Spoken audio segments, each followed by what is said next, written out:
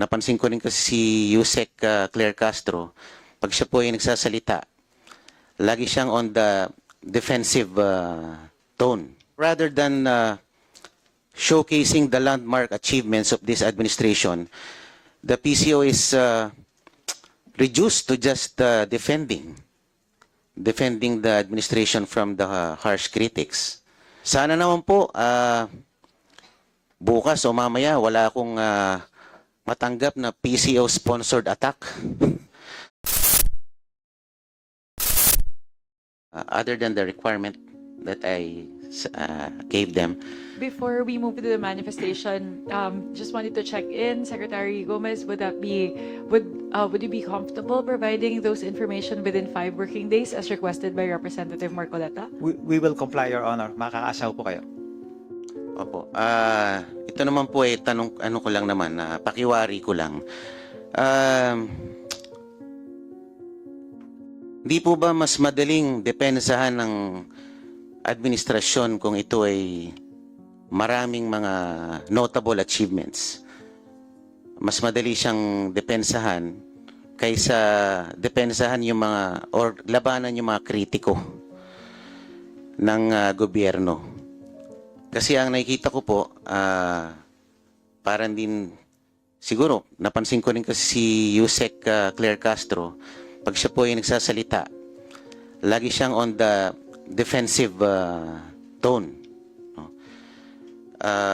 Sa akin, rather than showcasing the landmark achievements of this administration, the PCO is reduced to just defending the administration from the harsh critics. Hindi po ba mas magandang kung gagawa tayo ng maganda para sa ating bansa? Tulad ng sinabi nyo, Secretary Dave, mas magiging organic ang mga taong dedepensa sa ating Pangulo at sa ating pamahalaan kung gagalingan natin ang ating pagganap ng ating tungkulin sa ating gobyerno. So, sana naman po, bukas o mamaya, wala akong matanggap na PCO-sponsored attack.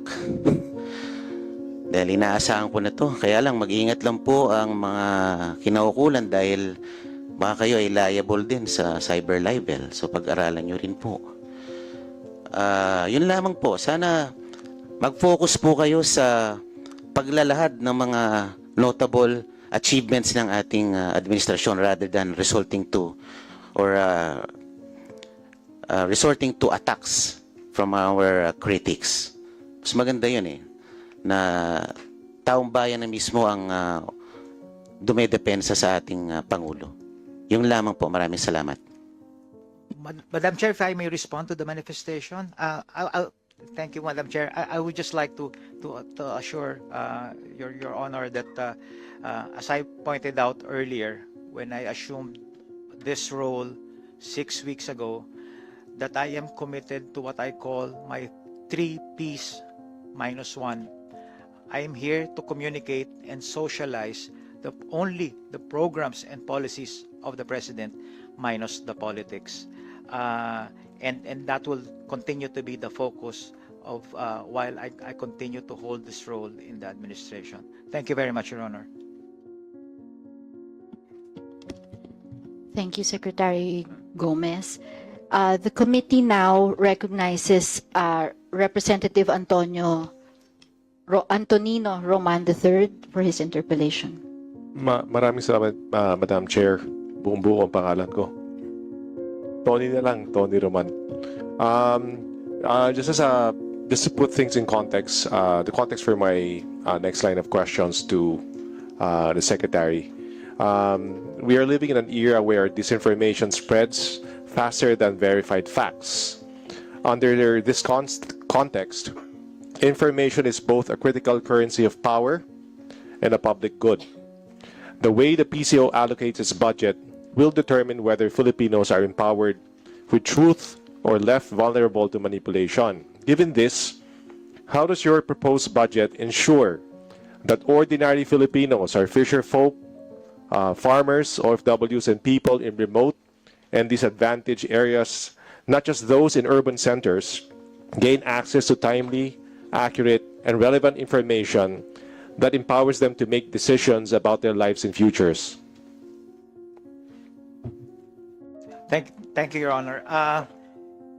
The PCO, as described earlier, is composed of several attached agencies, and a number of our attached agencies are actually present down to the countryside. My role when I assumed this position was to synergize all the efforts of the various agencies, make sure that the messaging is consistent, and make sure that the tone across all the platforms are consistent. So I'm talking about here the Philippine Information Agency, which has regional and provincial presence. We have the Bureau of Broadcast. We have radio stations nationwide. We have PTV4 and IBC 13, who are nationwide in reach. But to me, the priority is to synchronize the messaging and make it uniform, so that people will receive the information on a timely and relevant manner. Are there people on the ground to? How do you? My question is basically from the point of view of the audience. Yes. How then do you know that they are? How do you say this? That your message or they are responding to, or your message resonates with them? Yes, and thank you again for the opportunity, Your Honor. I am a believer and I practice data-driven, research-anchored decision-making in communications. We conduct regular and extensive research in terms of our audiences. We profile our audiences, segment our audiences, and conduct message testing that are relevant to particular audiences. And at the end of that cycle, we conduct another research to analyze if our messages are resonating well with the right people. We may have a nationwide messaging narrative, but we also go granular. We look at particular regions and provinces. Ano po yung kanilang concern, ano yung gusto nilang marinig sa pamahalaan, ano yung kanilang hinaing, at paano magre-responde ang ating pamahalaan. And we try to cater our messages on what the government is actually doing for that particular region and province, while not losing track of our overarching national narrative for the president. And the research that you do to confirm that or verify that incurs cost. We have research team in our attached agencies, the PIA in-house. We have an in-house research. We do regular nationwide polling. We do focus group discussions, and we do even digital quick polling. How much of your budget is spent for that initiative? Just general. Can I refer you to the PIA, the research budget for the PIA?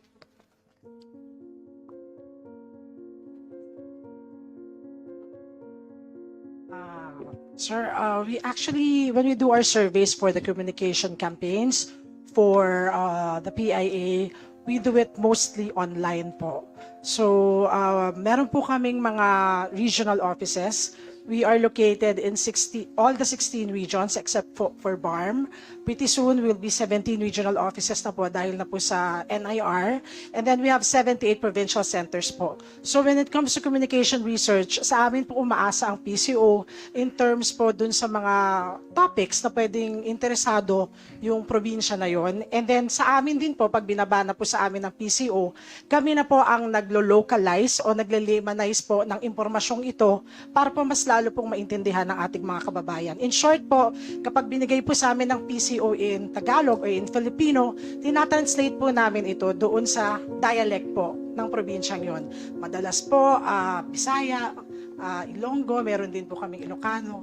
So yun po. Yung sa communication research po namin, mandato po talaga yan ng PIA. So pag makikita nyo po yung aming MOOE, lagi po kaming mga communication research. Sometimes we do pre-SONA surveys. Ang pre-SONA survey, sinashare po namin ito sa Presidential Communications Office.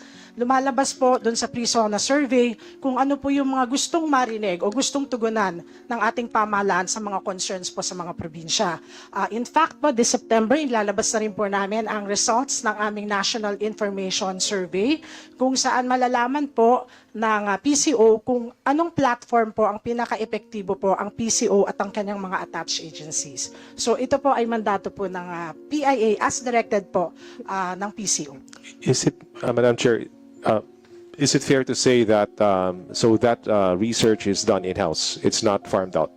Yes po, Okay. PIA po ang gumagawa nito. Kami po ay nag-house to house po sa almost all the provinces po na kasya naman po sa budget po namin. And this will be ready po by September. And with the permission po of the Presidential Communications Office Secretary, we can also share this po with the House of Representatives sa inyo pong lahat para rin alam po ninyo kung ano po yung mga pinaka-epektibong paraan para makarating ang mensahe sa iba't ibang panig ng ating bansa. That would be big help for Congressman. You mentioned earlier platform. I guess this is directed to Madam Chair, to the Secretary. Given that Filipinos wield much of their information power on TikTok, YouTube, Facebook, and community radio, how much of your budget is invested in these platforms? So basically, social media po and radio.